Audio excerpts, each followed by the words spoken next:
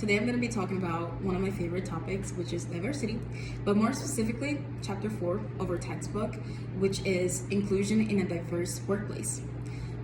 So first of all, I believe that inclusion is one of the most important aspects that a workplace should have because it makes everyone feel respected and valued, mostly.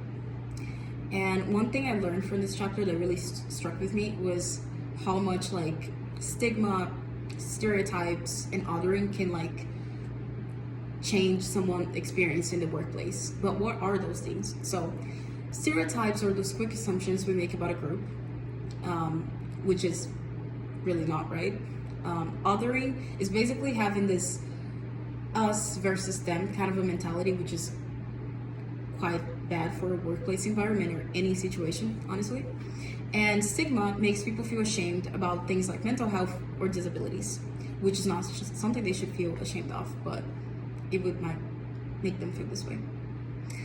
So all those things can create a less welcoming work environment.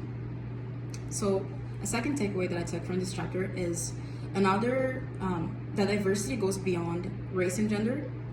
So it includes generational, sexual orientation, religion, mental health, and physical disabilities, and even other things. Each of these shape how people experience the workplace. And for example, some employee might feel pressured to hide their identity, and they won't speak up about it because they don't feel comfortable in talking about it, because that's how the environment makes them feel.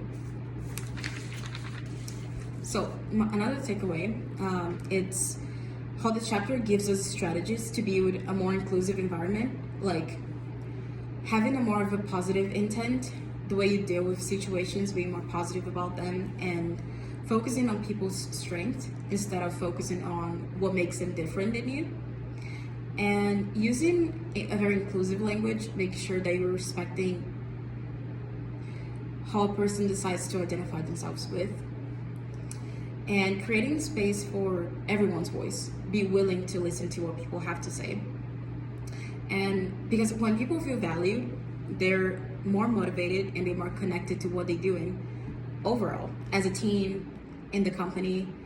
So it's a lot better for everyone if everyone is comfortable.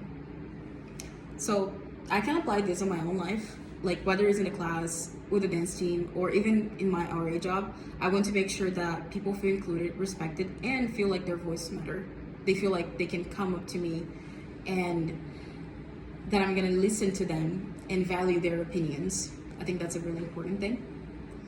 So for my discussion question, my question for you is, what's one small action we can do, either as students or in a future job, to make sure that people feel included? Thanks for listening, and I cannot wait to hear your guys' answers.